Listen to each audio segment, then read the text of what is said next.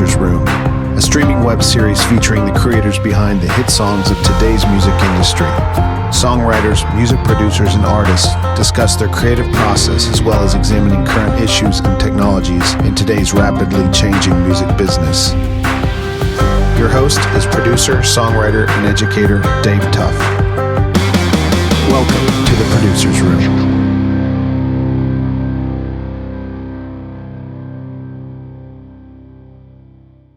All right, welcome to this episode of the Producer's Room. I'm your host, Dave Tuff, and I'm really excited to be here with really who I consider the Nashville bass guru.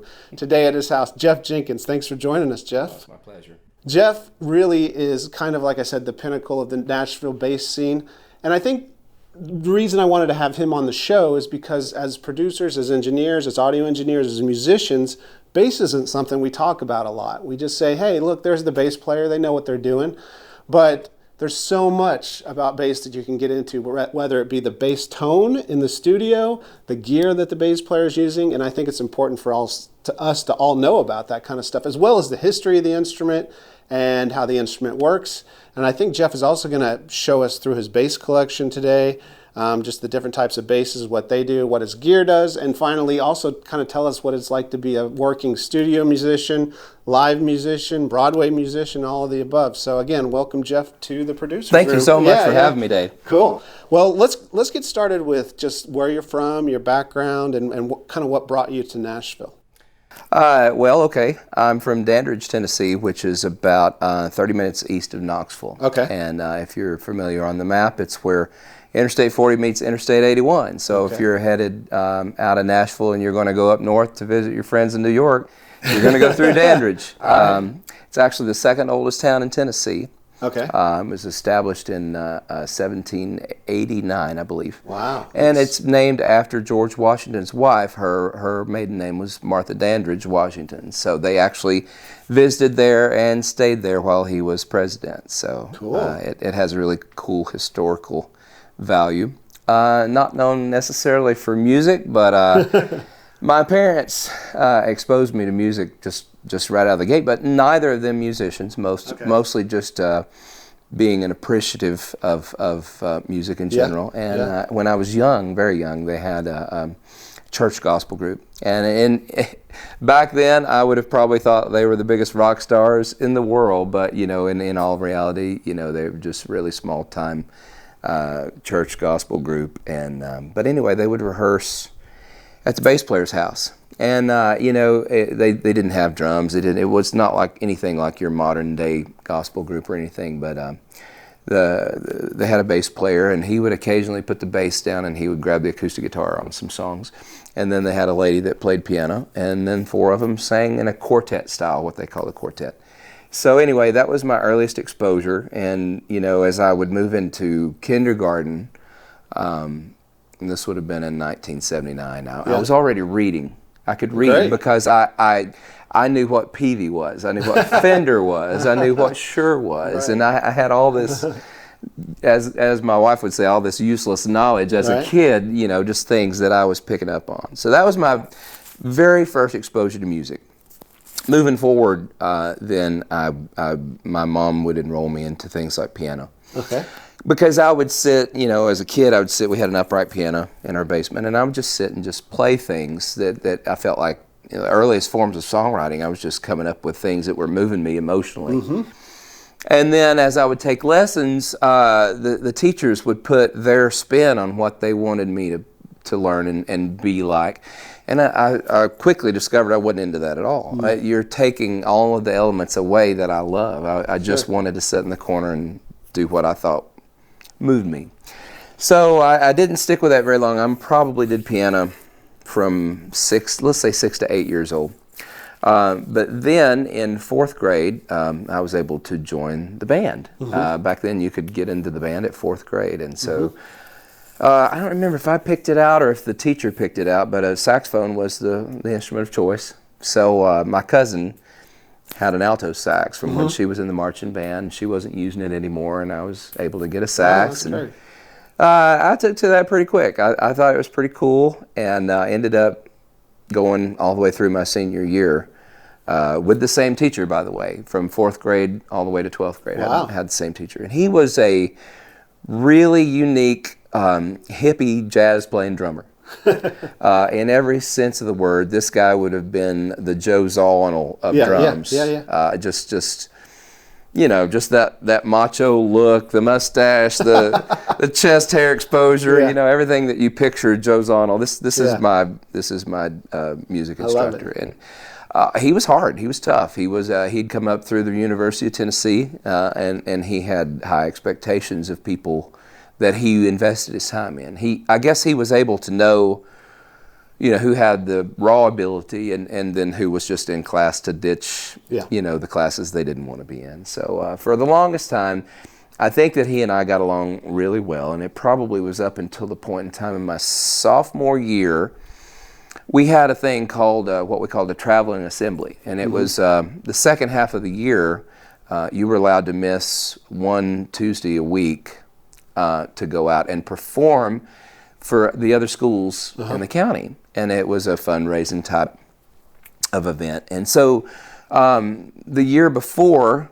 when I was a freshman, the guy that was playing bass in the quote-unquote rock band, he graduated, so he left. Yeah. And so that left a hole.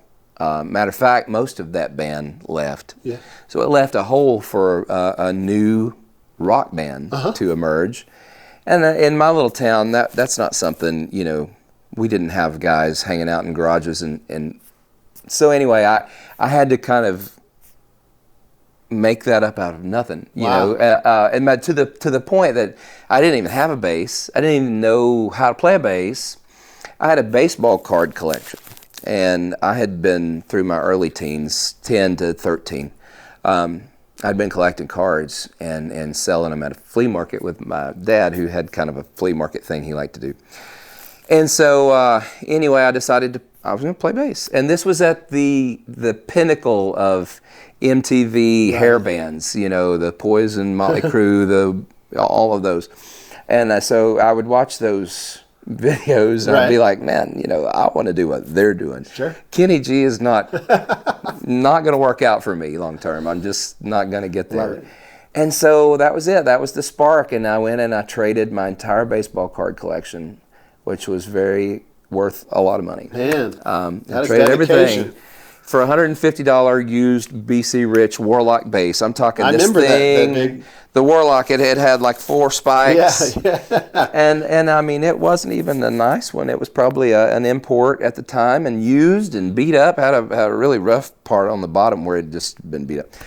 And $150. And then we're probably talking at that time maybe $3,500 worth of baseball cards that I, as a 13-year-old kid, I just wanted to play bass.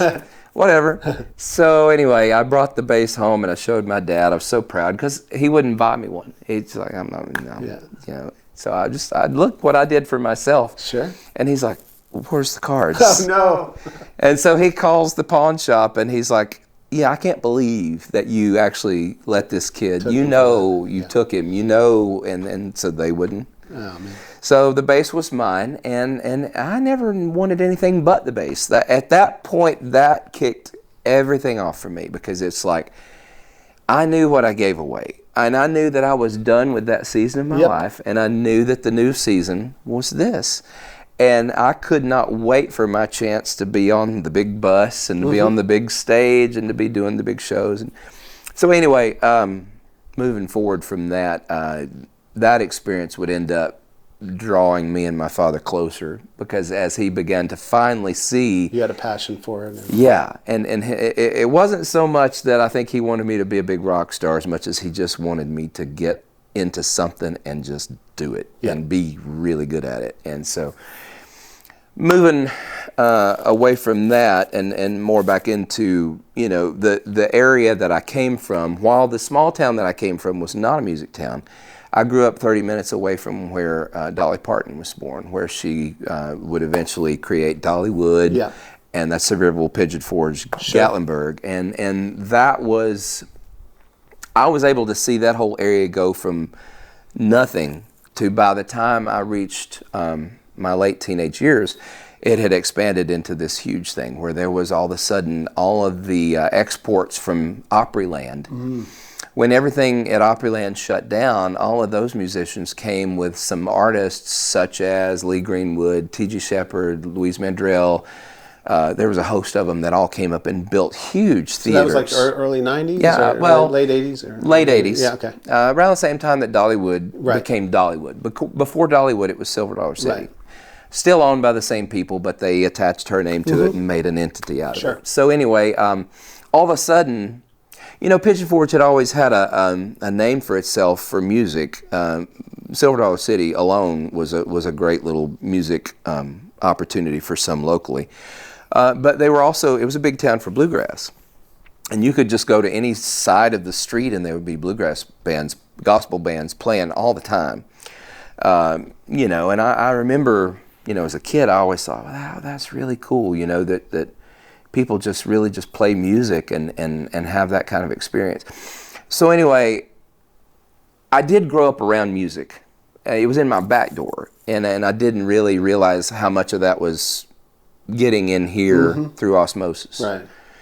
So, and as a sax player, you were reading all those years. I think it's. And you were but in I was the reading band. treble clef. Oh, yeah, oh, right. But I mean, you were getting music in your head. I Yeah, still plus the read band. treble clef. That's a funny one, you know, because it's like I can read, Yeah. but I do have to take a minute to It's one space down. because I haven't played sax in probably 30 years, Right. but I still like to this Isn't moment. that weird? I played sax too. Yeah, to this moment, a B flat. I mean, I can go there. I know, you know. Those two, yeah. But on this bass, like I know where the B flat is, but if you put that notation in Yeah. front of me, I'm gonna have to sit there and Yeah, think about yeah, that. yeah. We'll get to that when we talk about Right. numbers. Right. But that whole music experience was right in my back door, and when I hit 16. No, actually 14, I was able to work, and I got a job through the summer at Dollywood at 14. Wow. And you could work summer, and then you could work weekends, and you know, I loved it. I was an only child, and so there wasn't a whole lot to do around my house. My parents both worked, and they worked a lot, and so you know, boredom definitely. Yeah. Was something, but I didn't also realize that just working like a cotton candy machine or anything, you're hearing this music all day long, just from park musicians that were walking around with banjos to actual shows. There were major performance shows that they were doing at those times, and I was serving popcorn, and all of that was just like. History. They had a show that was the closing show at night, and it featured a guy named James Rogers, who was a big success in that area. And the show was based on the history of country music, and Oh, wow. and I didn't even realize that I was gaining all that knowledge Took you through from all the- yeah. from a show. So anyway, I growing up in country music, but then also in those years, my teenage years, I was really into, like I said, the MTV and the hair bands and the rock and roll. So I definitely had no idea what genre I fit into, but it was a fun experience to grow up in that area and to have all of that. You said you Sneak in. developed your gear addiction by working at a music store. Was that later on? Or? It was. We'll get into that. It was. Yeah. Well, you, Yeah, was that after high school? So you were playing the bass, Mm-hmm. and then did you start playing with some of those shows in Pigeon Forge, or were you working at the music store that first? that's a whole episode Okay. on itself. Okay. But I'll give you a brief. Yeah. So those shows were all produced by producers out of Nashville, all Okay. of them. Okay. They would produce those shows. And if you went over there and you said, you know, where are you from? And you say, oh, I'm from here. And they'd be like, no. Right. I don't even want to hear you. Sure. We only want people from Nashville. That every single time, we only want people from Nashville. And that used to bug me so much. So a little bit later on, when we get to that point, I'll tell you a little bit more about that experience. Yeah. But yeah. Well, great. That's a great background. And so, should we then move to? I mean, at that point, you were primarily bass. You had quit saxophone, right? And were you learning your chops on the gig there, as far as learning how to read and numbers? I taught myself how to play because the year before in high school, my music teacher also offered a curriculum that was music theory 1 and 2. I took 2 years of it. Okay. And from music theory 1 and 2, I learned the number system by accident because that was the Latin. Right. You know, right. we were learning Roman it, numeral but we were learning it in the Latin. Yeah. And so that was also, I didn't realize it, but I was learning harmony, and I was learning ear training. So many things by accident that I didn't realize. Had you told me that I was signing up for those classes, I wouldn't have signed up for those things. It was only strictly by accident that stuff was interesting to me. And I didn't even really think that I was taking all that seriously, because a lot of what we were doing, we were scoring. This instructor I mentioned, that he was kind of a hippie and kind of a a jazz freak or whatever, but he actually had us score the music to the movie Heavy Metal. Do you remember that? The cartoon? Yeah. Well, we scored the music. So I mean, like, I had score paper, and I'm 15, 16 years old, and I'm scoring. And this is some heavy stuff. Yeah. And as a sax player, he had aspirations. He really wanted me to be along the lines of Lenny Pickett. Right. The Saturday Night Live sax, Sure. the screaming thing when you hear the show come on, it's Lenny Pickett. Yeah. And he thought I had that because I did have some of that character in my sax playing. But I just didn't, I in my head, I don't hear melody. I hear harmony. I don't hear melody. I'm an accompaniment.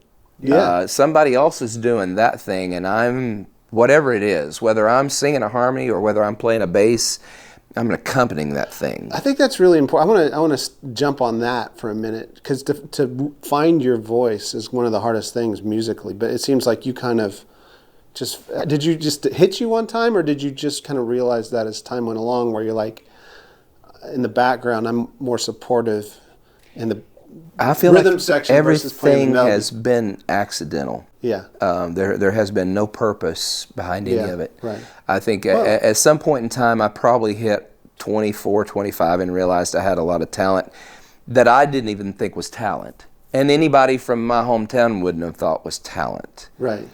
But yet I understood that there were people that wanted to be entertained, and that there were people that you could make a living entertaining people and using the talent. And it's like where I come from, it's a simple life, and people take simple jobs and they do those jobs and they do them for a lifetime, and they and nothing wrong with that. Right. But for me, everything happened accidentally, to the point that I didn't plan any of this. Right. Had I planned it, I wouldn't have took any of these routes, because they don't make sense. But well, God planned it. He did. You got that right. He did plan it, and it's enjoying, to get to this place and recognize where you came from, looking back at all those things. But the bass. So, like I mentioned, that I was into the MTV and the '80s hair metal, and Poison came out with their second album, I believe it was, and the first single was called Unskinny Bop. Yeah. And it's in A, and it starts out with just A. And I swear to you, that was the first song that I learned how to play on bass. That's a good one. It was, because as simple as that line is, you're learning how to move in chromatics too, because it goes from bum bum bum bum bum bum bum bum bum. That's the way the bass line works. So you're learning, basically skipping strings right off of the bat. And first song I'm learning. Right? And I literally learned how to do just about anything I would ever need to do off of that song. And I'm sure there's guys out there going, "Oh, come on, man." Come on, Bobby Doll. Come on. But true. Yeah. It's just, so that's where it started. Yeah. Now, today, 32 years into this thing, I could still be inspired. I played a bluegrass gig yesterday, and I was playing 1-4-5 of some of the simplest music. On upright, too. On upright. Yeah. But of some of the simplest music. And you can still have an inspiration, because when you learn the importance and the value of that, I'm not going to blow your mind like Steve Vai or Eddie Van Halen. I'm not. That's air candy, and that's not part of what I do. But you wouldn't have Eddie Van Halen without Michael Anthony. Yep. And you wouldn't have Steven Tyler without Joe Perry. And all across the board, like, you got the one guy that's getting the attention, but there's the other guy. I almost want you to repeat that 3 times, because I think in our short attention span, and people watch everything is flash on Instagram, and to be able to be in the background, be comfortable with that, and know you still serve a role that's very important. It's smoke and mirrors. Yeah. And to understand that is a great power. Yeah. Because you can absolutely be the magician behind the curtain that's making Oz talk on the big screen. Yep. And it's just smoke and mirrors. And that's a great element of the entertainment business, whether you're a musician or you're an artist or you're a magician. Anything that any of us do, we're trying to make it bigger than it really is. Sure. And so when you're dealing with a group, one of the hardest things in the world that anybody will ever do is try to have a band. I don't know that there's anything any harder than trying to keep a band together. Yep. Because everybody has a different opinion. Everybody wants to be the star. Everybody wants to make star money. But not everybody wants to do the work. Yep. And somebody like Eddie Van Halen, for example, who didn't even read music and didn't come from that kind of a background, but yet had the natural ability, taught himself how to play, taught himself how to do all the things that he did. But also, because he didn't have money, he figured out ways to speak through an instrument that he put together. And created a thing that now we all want to chase after, and it's like, you first have to understand, how do you get there? How do you get to be Van Halen? You don't get to be Van Halen because you got a diploma on the wall that you went to Eddie Van Halen school. You have to first have the raw talent, and then you have to have the passion and the desire and the wherewithal to, no matter what, sink or swim, I'm doing this. Sure. At all costs. And I think that the minute that I let those baseball cards leave my hand, I made that sink or swim decision. And looking back, like I haven't had any regrets. It's 32 years later. I still have a passion about bass that's no different, maybe even more powerful than it was. No. Yeah. I want to, before we, I want you to tell your story just a little bit more on how you maybe came from Pigeon Forge and that scene to Nashville, and then, how you broke into live work and session work. There's so many, hours we could go on, but can you give us a synopsis of some of that? This is going to go back to the Pigeon Forge era. So what happened, I, as a teenager, I worked at Dollywood and then later at a place called Dixie Stampede, which is now Stampede. And Dixie Stampede was more of a rodeo horse show. It wasn't so much of a music show. And in that, they have this little area called a saloon where they gather everybody. Before you go into the main show, you have a little small saloon show. Sure. And it's non-alcoholic, but it is set up to look like an old saloon. And, the drinks were served in boot mugs. Yeah. And, so I was working as a bartender in the non-alcoholic saloon. With costume and all? Yeah. I'm looking like I'm 1800s, but I'm 19. Yeah. I'm 20. Yeah.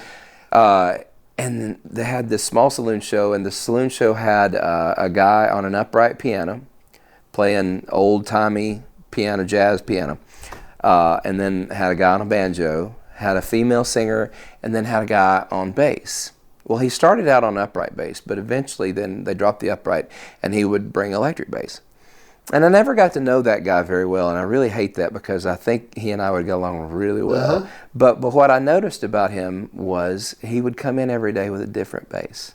He never brought the same bass, ever. Every single day he came in with a different bass. Later on down the line, I finally figured out he must have worked at a music store, and he was able to check a bass out and take it to the gig. Maybe he taught lessons. Sure. I didn't recognize him from working in any of the stores in that area, so I don't know any of that to be true. But he did bring a different bass every single time, and I thought, that is the coolest thing, because it's like they all looked different, they all sounded different, and yet still he was able to do his part. Yeah. It wasn't outlandish, there was no noticeable tonal difference, but it caught my eye. I thought, that's super cool. So that stuck with me later on. That would be a big proponent of me wanting to have a collection of instruments that all were different. Yeah. But then as time moved on, I would eventually come out of that Dixie Stampede thing, and around the age of 20 and 21, I started playing professionally in bands, because at 21 I could start getting into the clubs. Right. And that became my thing. This would have been around 94. This was the surge of the biggest part of country music. That, by that time you had Brooks and Dunn had hit, Clint Black had hit, Garth Brooks had hit, Alan Jackson. That was the heyday. It was here, and it was on line dancing. Where I'm from in Knoxville, they used to have a thing on TNN called Club Dance. And everybody thought it was filmed here at the Wild Horse Saloon, but it wasn't. It was filmed in Knoxville at a production studio. Wow. And I was able to go to those many times. I couldn't dance, but I used to love to go just to sit and watch be a part of that. And it was really close to a club down there called Cotton Eye Joe, and that was the big Knoxville country music club. And Cotton Eye Joe's was starting to have major acts come in and play. So I would go to shows, and I'd see Confederate Railroad and Pirates of the Mississippi and Doug Stone, and all these people, were coming in doing shows. Well, then they started having local acts to open. And in order to get on, you had to get in with the guy that owned the club. His name was Gingy. He was a big, menacing, large man. And, he was really nice to me. But he had a reputation of being a tough mafia type, bartender, club owner.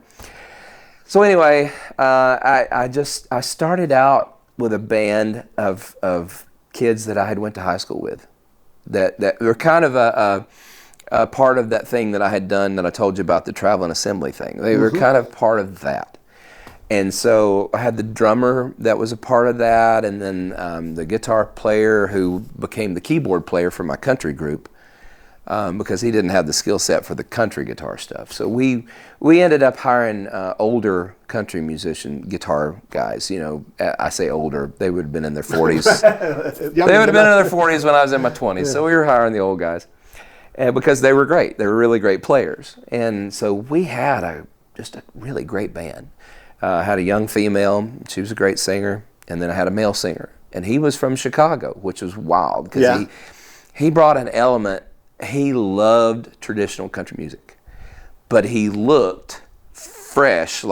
He looked like the guys that I was seeing on CMT. Sure. He had that not country look. Mm-hmm. He really presented himself in a way that I thought, I can see this band being on TV and doing the thing. And so it's like all of a sudden I'm like, this is it. This is what I want to do. And I fell in love with the idea. So I basically talked my dad into helping me buy a PA system.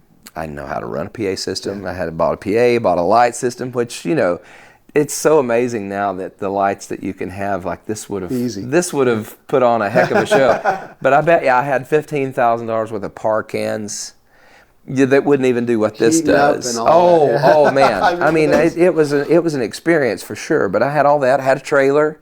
My dad would haul all this behind his truck.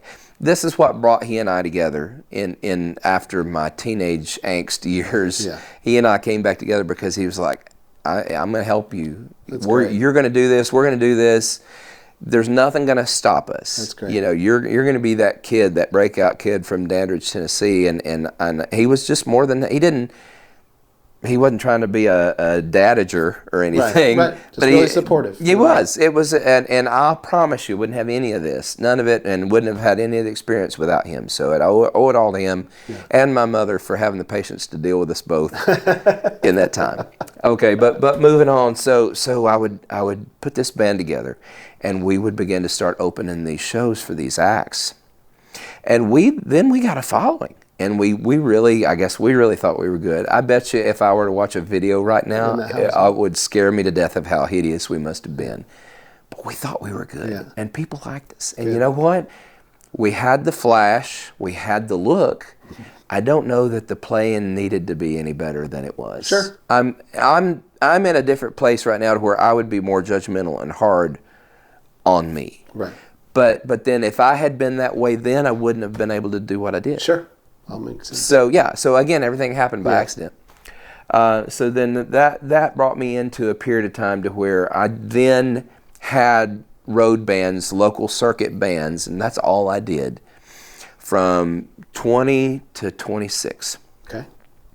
In 26, I met my first wife, and I think I went through a period where I thought I was traveling out on the road. I remember I was out on the road and I was gone for an entire month.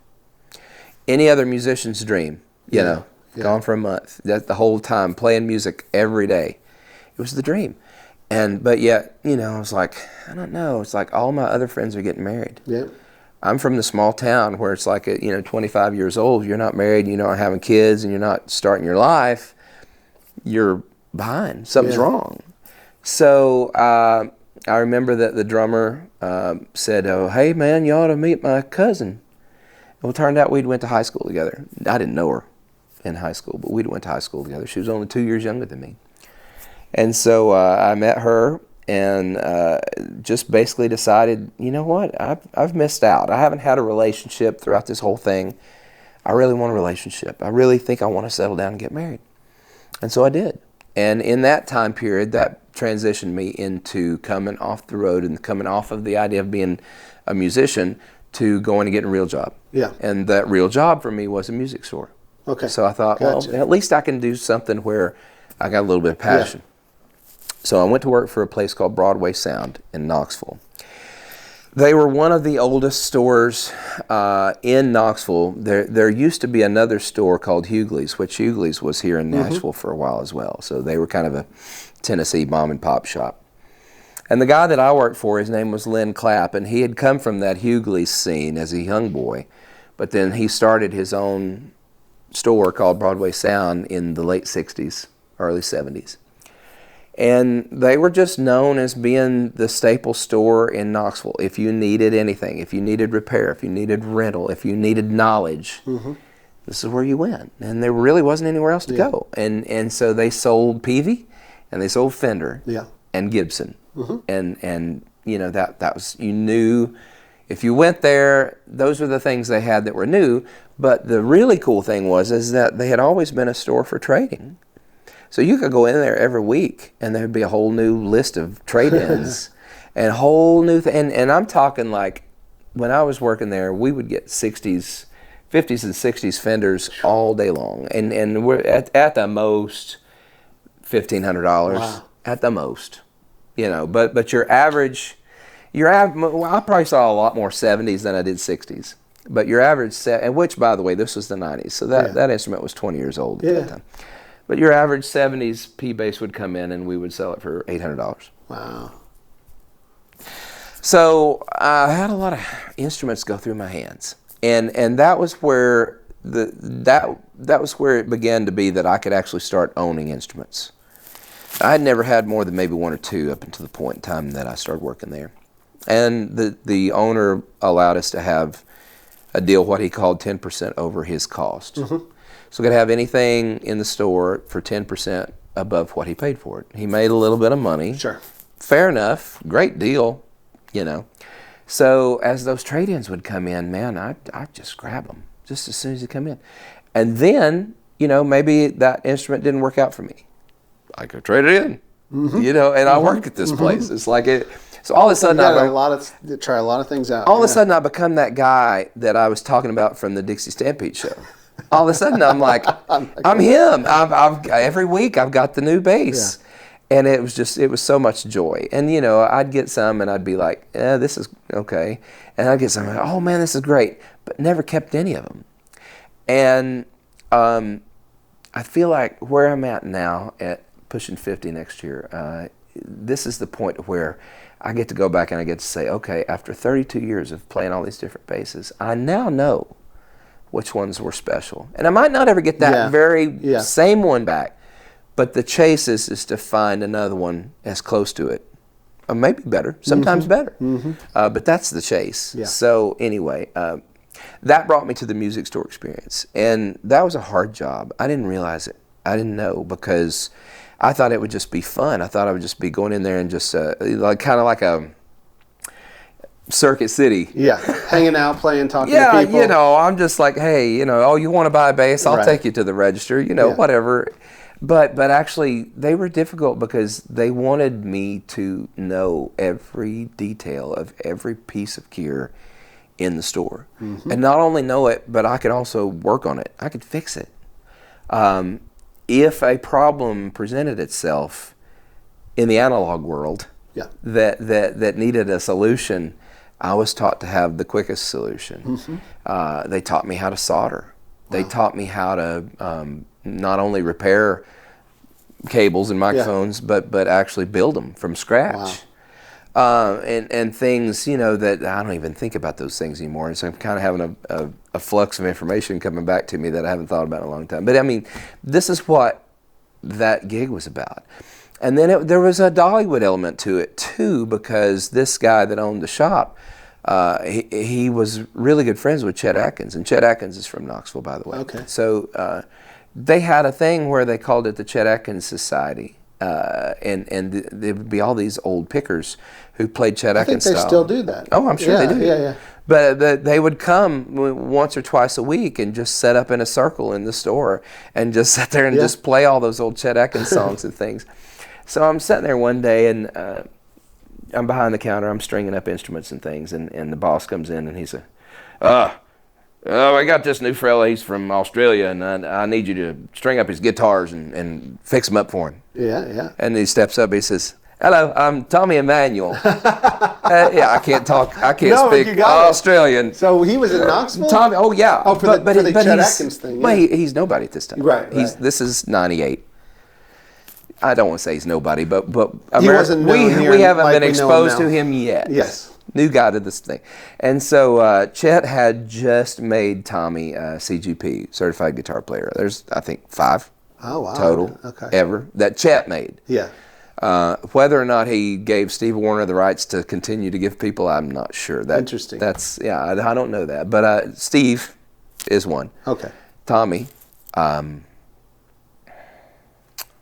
go ask the guitar players. I had no idea there was such a thing. So I was a part of that there for a minute. But here I am, and I'm working on Tommy Emmanuel's guitar. Now I don't know Tommy Emmanuel any better than I know anybody off the street at this point. But we're striking up conversation. We're talking, and it's like, it's I'm doing all this, and it's cool to be from Australia. I'm like, yeah, okay. And I said, where did you get this talent from? He said, He said, in Australia, we get our music about 20 years behind you. Right. Because there was no internet. Yes. We didn't have all this. Right. Even in 98. Yeah, we didn't have all this connection that we have now. Yeah. So he's like, we get our music like 20 years behind you guys. So he's like, I would be listening to these records by groups like The Shadows and things. And he's like, I didn't know that there was such a thing as a bass player. And he said, so I thought that this was the guitar player that was making all this music. Wow. And he said, so I had to figure out a way to play the bass parts with this so I could play the guitar parts with this. And he's like, so this all happened by accident, that he became an overachiever for the rest of the world. Wow. Because he just didn't know. He thought he was doing what everybody else was doing. And so it was an amazing story. There was a lot of amazing opportunities there, and I did spend 2 years there, but I also spent my first divorce there. Yeah. Because it was in that time period that I had my first child, and wife and I had decided that marriage was not for us, and that she had left with the child, which was 6 months old, my first daughter. And I found myself alone in a situation that wasn't what I thought it was going to be. And I was missing playing again, because that's where my heart was. So all of a sudden, unfortunately being a part-time dad and having a lot of alone time and a house to myself, I just took it upon myself to try to figure out what's the next step for me. And that was along the time, this was 98 to 2000. So this was a time period where Opryland had closed. Mm-hmm. And those theaters came to town, and that was the fresh part. So I thought, excuse me, I want to pursue that. I want to go over there and want to get a job. So I went and I auditioned at my first audition, which was at a small family-owned theater, and I had an in there because the guy that I had played in one of my earlier bands ended up being a sound man. And so he said, man, you ought to come over and audition. So I did. And I'll never forget, the guys that were playing there, they were excellent musicians. They were Dollywood schooled, and some of them were Opryland refugees. So, they're very good. And I walk in, and they're all probably my age now. They're all probably 48, 49.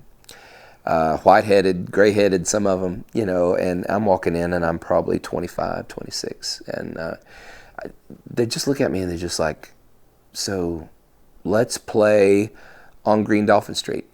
And I'm like, what? Yeah. I'm like, I know your whole show. You don't do on Green Dolphin. Yeah. I don't know how to play. You out? Yeah, I don't know how to. And they're like, okay, you don't know that one. Let's play Green Onions. Okay. Right. I don't know it. Right. And I'll never forget, he was a drummer. He was the band leader and the drummer, and he just looks at me and goes, yeah, come back when you got some repertoire. Wow. You don't have any repertoire yet. And it's like, but I know your show. Right. Let me play your show. No. And so that was my first experience into the elitist attitude. Right. Basically, what I didn't know then, and I know now, is that they wanted their homeboys. They wanted their guys that they could hang with. They knew they weren't going to relate to the guys 20 years younger, and they also knew bringing a 20-year-old, and we'll all be out next week because the guy that owns the place is going to want a whole fistful of 20-year-olds. Yes, I see. So they were, and looking back, I was bitter for a lot of years, but I understand that now. Yeah.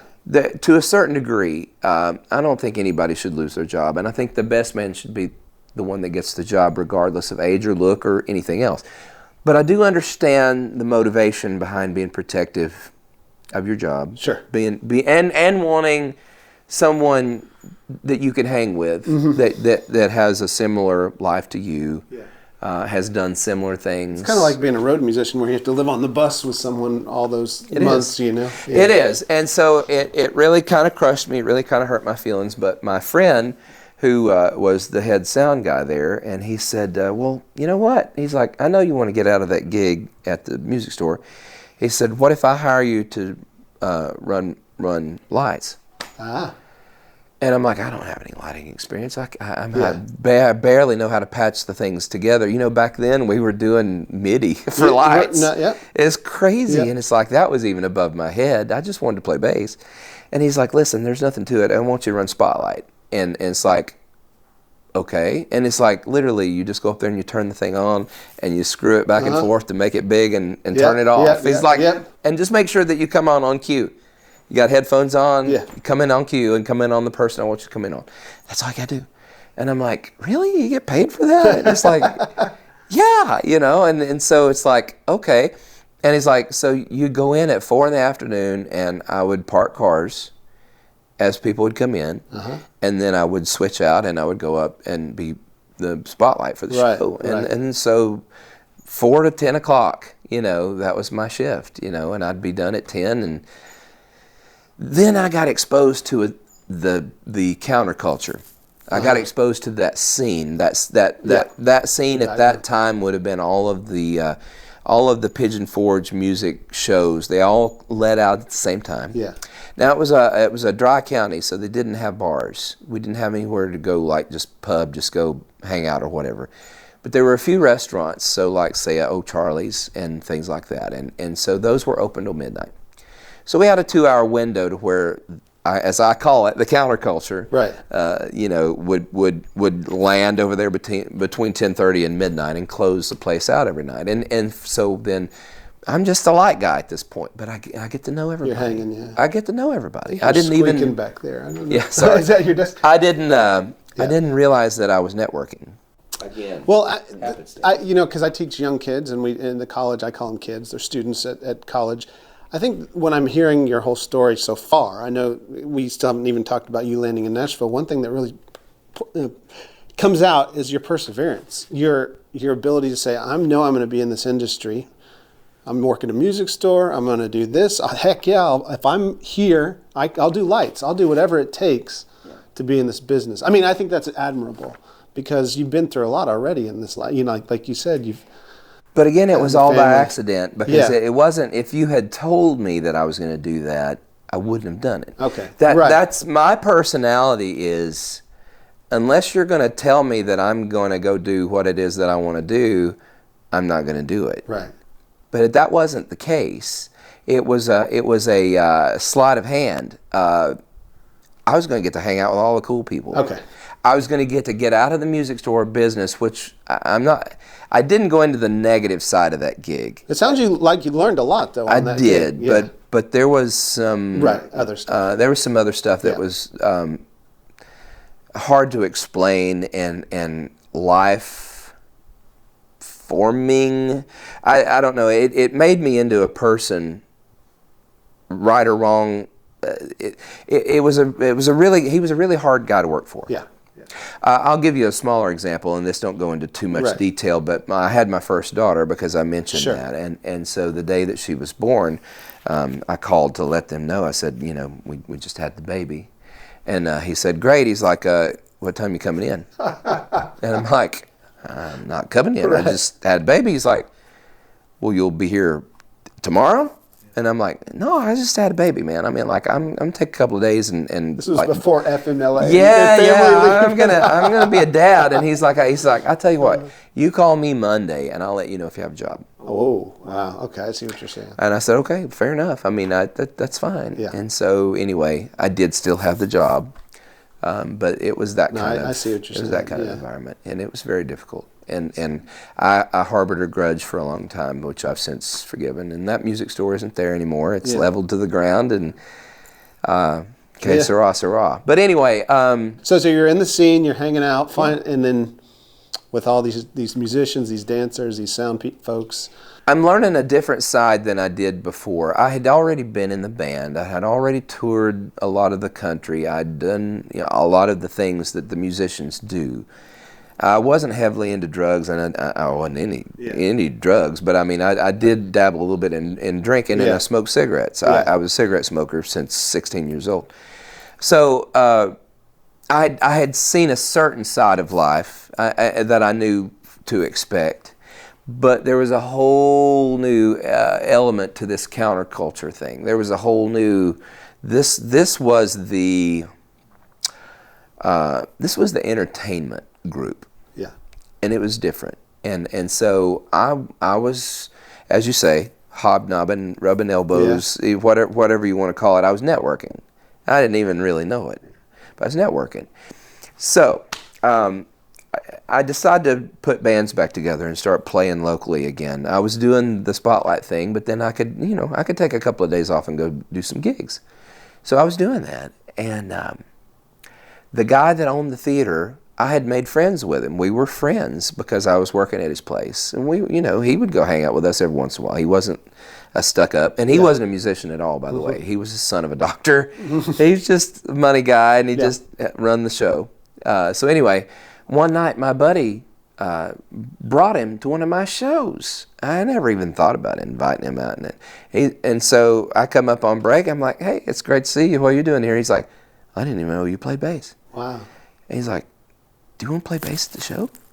And I'm like, are you kidding me? I auditioned. Yeah. I said, they turned me down. They said that I couldn't do it because I'm not from Nashville. And he's like, I own the theater.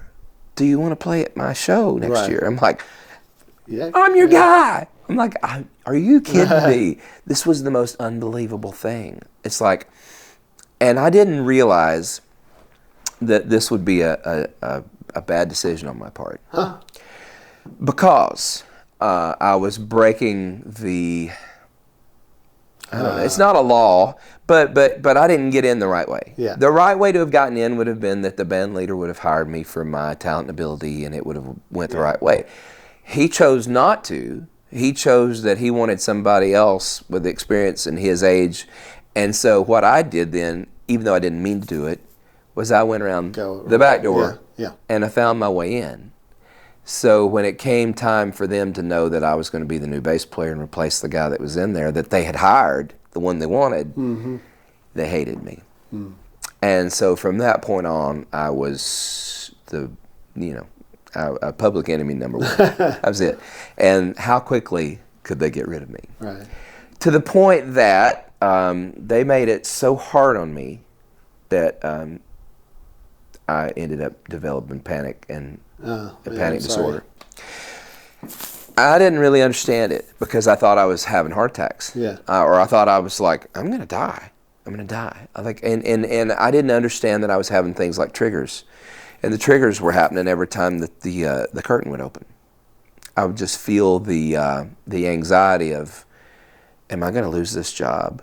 Am I going to be responsible for everything that has gotten me here to finally get my foot in the door, and I'm going to lose it? I'm going to lose this thing because their expectations of me are far greater than I'm actually capable.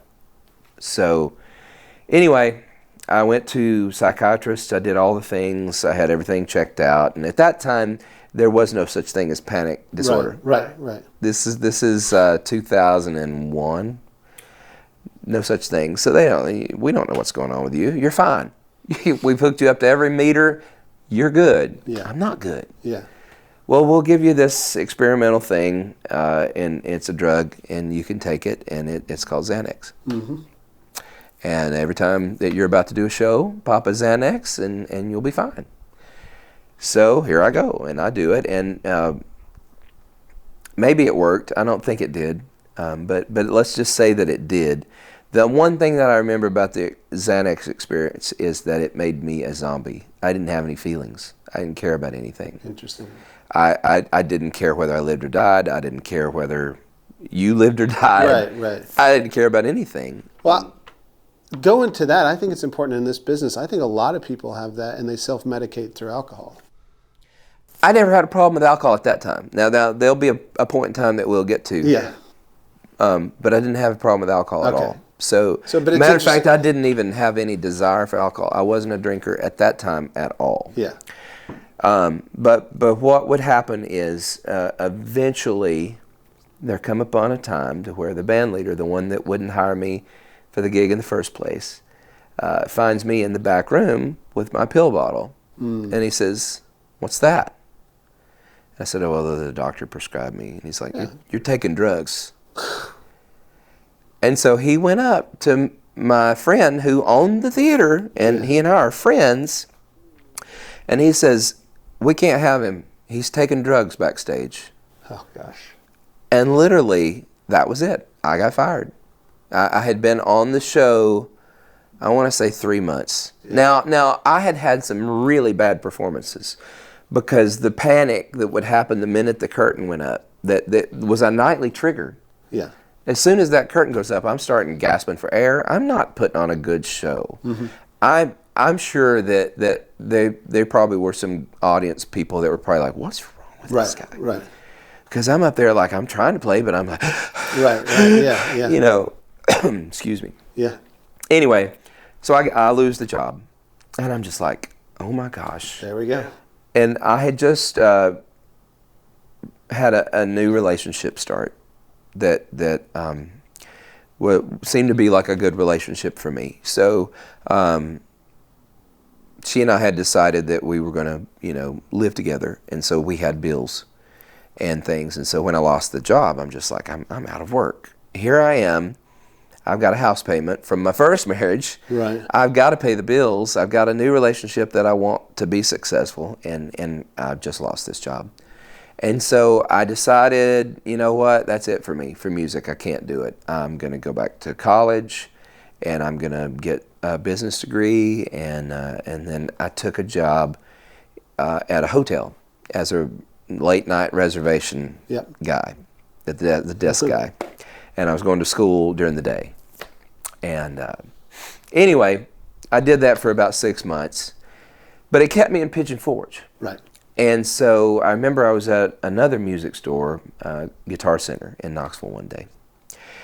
And I'm walking out, and this guy's walking in, and he looks at me and he goes, "I know you. You play bass, don't you?" And I'm like, "Yes, sir." And he said, "Did you play at the theater over there?" Yeah, I did.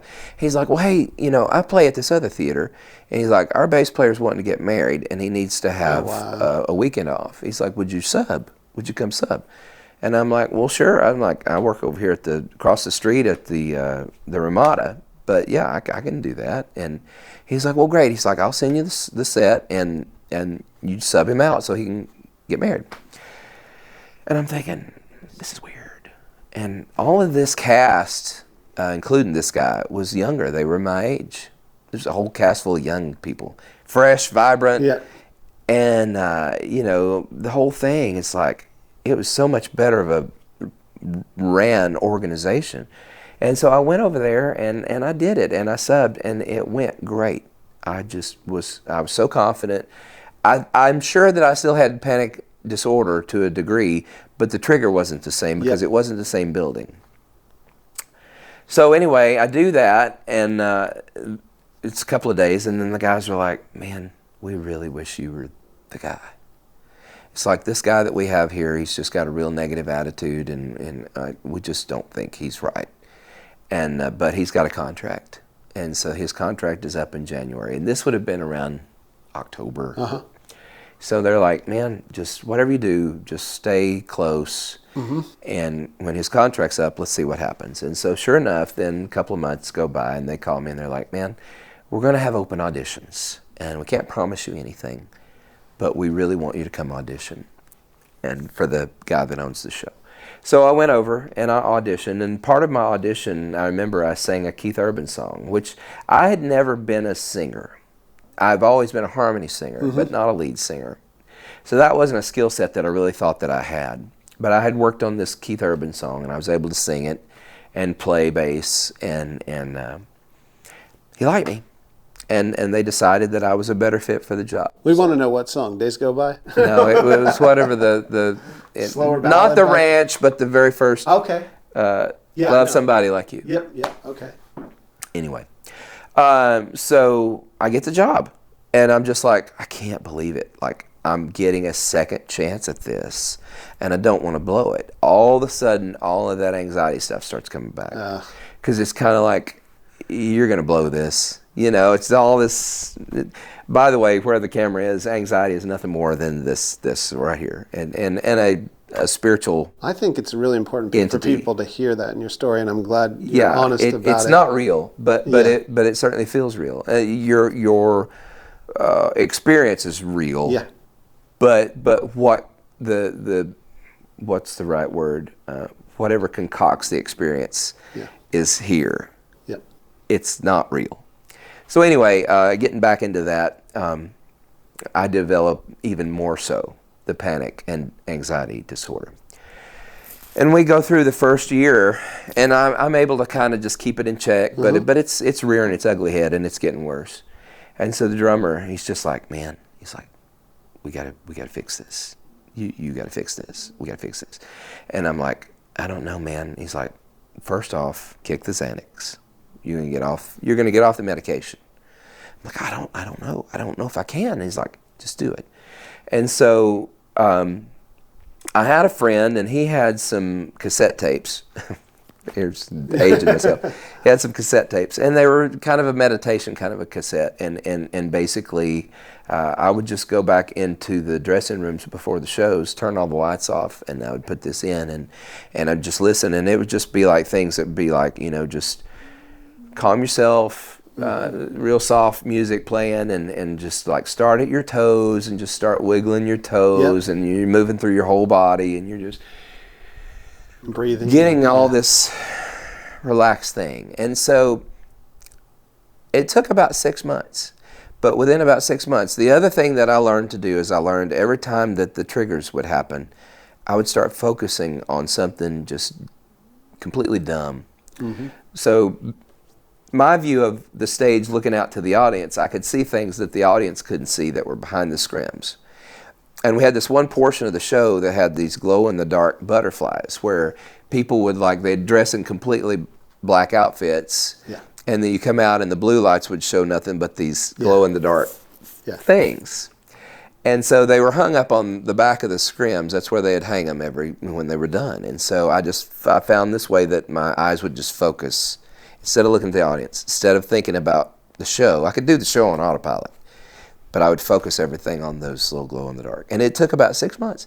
And I don't want to say completely cured myself, but I haven't had panic and anxiety since that moment. So that was 2002. Yeah. Now, I know that I still have it. I don't know that you'll ever not have it once you have it. I still have it, but now I have the ability to turn it off. Control it, yeah. The minute that it hits, it's just like, oh, get out of here. Yeah. You know, but you don't know that when you're first figuring it out. So anyway, that brought me to that theater show, which I actually stayed at for 7 years. And we did 7 days a week, 2 shows a day, 363 days a year. We took off Christmas and Easter. And so in that time period, mind you, I'm working on a new relationship, which would become a second marriage. And I'm also trying to figure out how to be a part-time dad. Mm-hmm. So there's still some elements of life that are still in there, but I'm now a full-time musician. And when I say that, I'm not a weekend warrior. I'm playing 7 days a week. I think I read shows a day. All the people that play music and people that do it full-time are like 0.1% of all musicians. They do it as a job, so. And again, all by accident, because if you'd told me these things, I don't know that I would have signed up for it. Yeah. But anyway, I think what that done was it made me the better player that I needed to be. Sure. The idea at that time of moving to Nashville would have been a completely horrendous experience, much like me trying to audition for a theater show, because Nashville would have been about 5 times the amperage of the experience that I went through just in my simple little hometown music theater. So anyway, just getting that 7 years of having a bass in my hands, that many hours. Yeah. You know, they talk about you need to have the 10,000 hours. I probably had it in a year, maybe less. Yeah. Just over repetitious, playing the same songs over again. I was thinking about the Beatles in the Cavern Club, which exactly was what you were doing. 7 days a week. And so not shows. only that, like I actually enjoyed it, but that was year 1. Here's where the dramatic irony comes in. Year 2, we hired a banjo player that come from my former show that I had been fired from, and he was one of the ones that didn't like me. And he comes into this thing, and now he's the odd man out. And so I had been cured. I'd cured myself of anxiety disorder, and so I'm good now. I'm in my happy place. I'm playing with the people I want to play with. Everything's going well. He comes in, and I'm fine. We're good because he's a good player. Didn't bother me. And I had already made my place there, so I didn't feel threatened. So anyway, long story short, middle of that year, he develops panic and anxiety disorder. Goodness. Sure enough, to the point that he had to have the ambulance come get him and pulled off, and so it's like, wow, that's like justice to a certain degree. Right. And I wouldn't want that for anybody, but it was at least a little bit of what happened there was not right. What they did to me was not right. It confirmed that you really did have a reason. Yeah, and so it was at least nice for me to be able to see that experience can happen to anybody. Right. And also wisdom in don't you ever treat anybody like that either, because it'll you can easily get it back. Yeah. And I haven't ever gotten it back. But anyway, 7 years, you could do the math, I don't know what it is, but 7 years of 363, 2 shows a day. And man, me and this drummer were a powerhouse. We were a powerhouse. And I still think to this day, it's just like, man, what's exciting is he just recently moved to town and he's actually playing. Oh, good. And I get to play with him again. and we're just like we always were. I mean, like there's a connection there, a kindred spirit. So it's amazing. But along about year 5, I start putting a band together after hours. And it was a band of other theaters, musicians.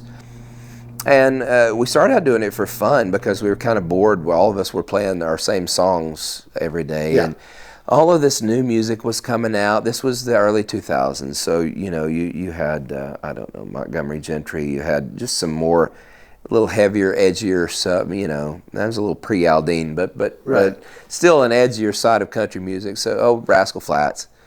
So we were like, we want to play that kind of stuff. And still, it's still a dry county, so there's still no bars. But we had that O'Charlie's up there, and we said to them, we were like, is there any way we can just come up here and just play in the bar area after hours? We can't even be here till 10:30, and we'll be done at 12. We're not even looking for you to pay us. We just want to play. Yeah. And they're like, yeah, that's great, So we start doing that, and we're just going to do it one day a week. And within like a month, it became such a success that they wanted us 2 days a week. Ah. Well, then all of a sudden, there was another place that had opened in Pigeon Forge called the Smoky Mountain Brewery. They had already had a Smoky Mountain Brewery in Gatlinburg, but they were going to open in Pigeon Forge, and they're like, we want you guys over here, and we'll build you a huge stage inside our restaurant. Wow. Huge. Like, we were just playing out where the tables and chairs were. Well, are you kidding?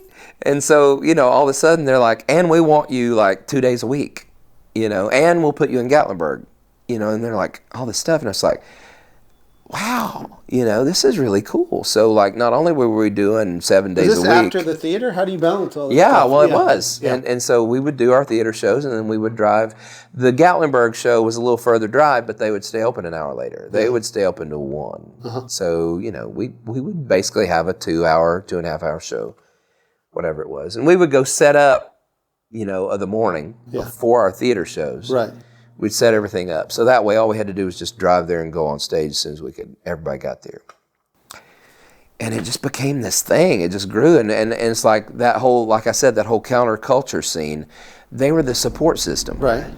They were the ones that wanted to come, watch us. Yeah. And normally when you have locals or you have that, they get a little tired of you after a while. And that thing fades away.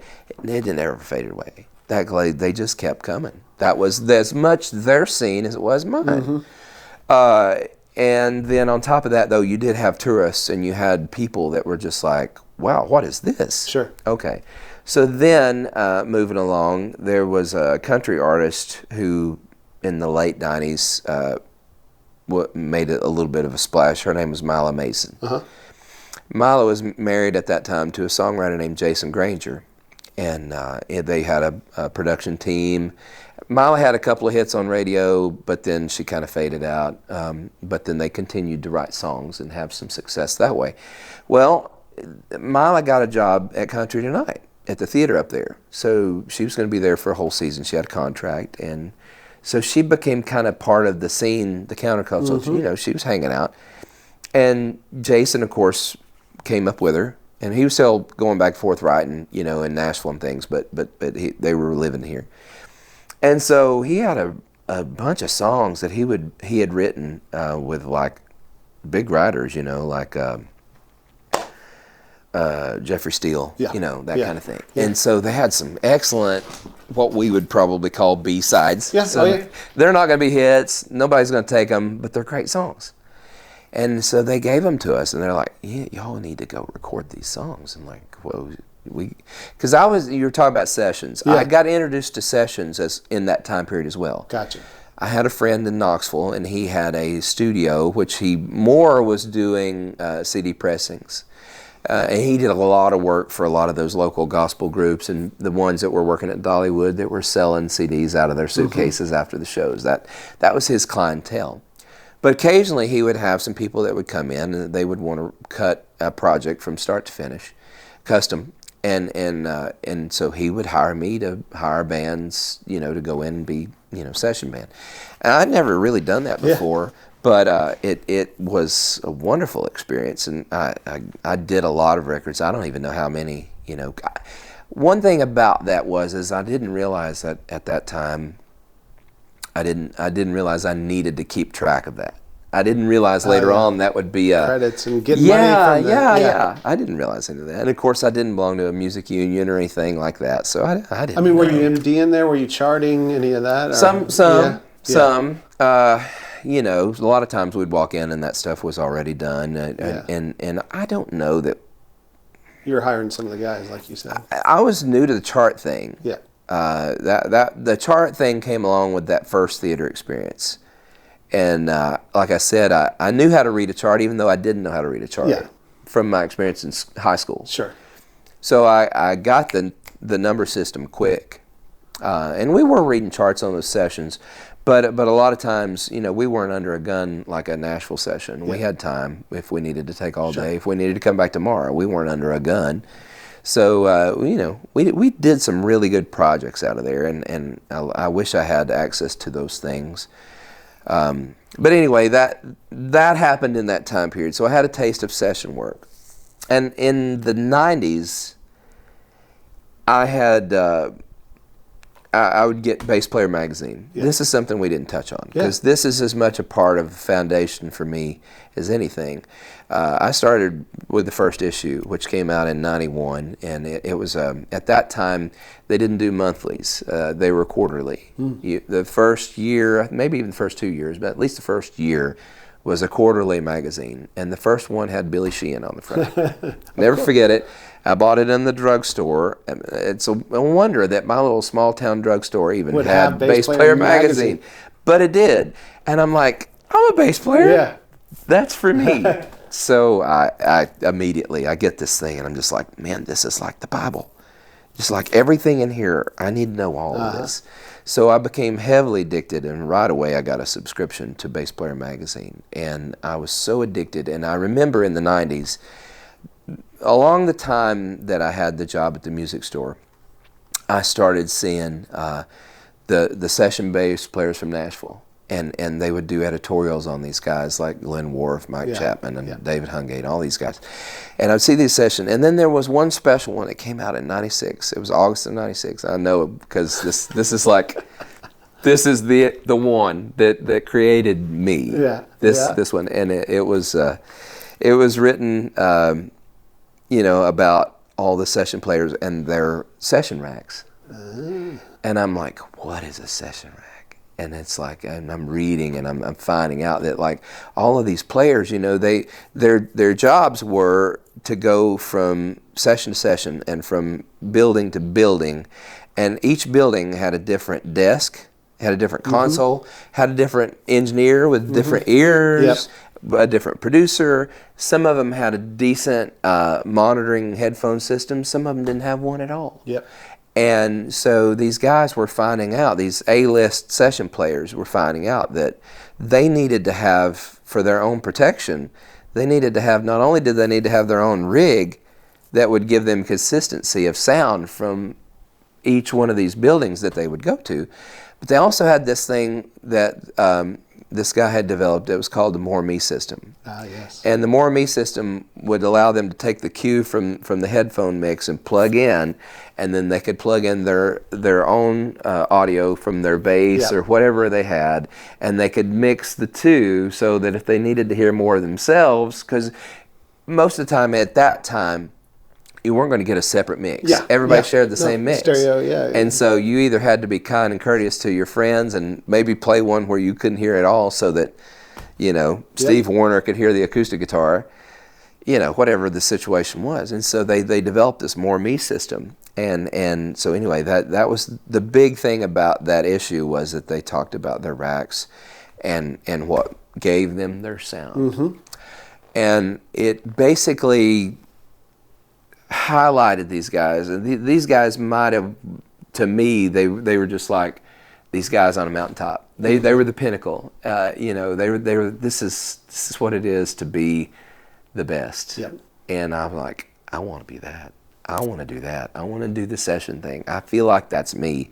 And so I just looked up to, I could name them like this. It was David Hungate, Mike Chapman, Michael Rhodes, Dave Pomeroy, Mike Brignardella, Bob Ray. I'm probably missing one, but these were the guys, and they all had these different racks, and they didn't all have the same equipment. Some of them had some different things, but there were racks that caught my eye, and I started seeing some consistencies between one to the other. And so I finally got to this point where I thought, the one guy that has everything that seems to be consistent with all the rest of the guys, and also the guy that seems to have the longest history, is David Hungate. And I'm like, And so I just obsessed over his rack. I'm just like, that's it. I gotta have that rack. I've gotta have that rack. Well, I'll have to fast forward a little bit because I want to keep this story short. But long story short, David and I end up making friends. And he actually only lives about 15 minutes from where we're at. And so I've been to his house a couple of times. And he's shared with me a lot of great things and been a great mentor to me. But nothing that I ever thought would be that I would ever own his actual piece of gear. Yeah. And sure enough, it's sitting right here. It's there even, we go. I don't know if you can. We're going to zoom in later zoom on in on that, gear, but I mean, it's personalized. David Hungate. This piece of gear, I'll just briefly touch on this. This is a Telefunken V72. It's probably from about 1956. This was rack mounted in this thing by Larry London, the studio session drummer's son. And he rack mounted this for David in 1994. And this was right about the same time that David did the first Shania Twain record with Mutt Lange. So this has been on all the first two Shania Twain records with Mutt Lange producing. But not only that, everything that David Hungate did from 94 to 2016, including the last Toto record that he did with him, was done through this piece of gear. Man. But if that wasn't enough, this came out of Abbey Road. That V72, wow. It came out of Abbey Road, and it was in a collection of about 80 of them that came out of Abbey Road. And to say the Beatles might have recorded with us. Now, you can't say that for sure, but here's what this Telefunken thing, when it was in the console, this would just pull out. But this little piece right here would just pull out.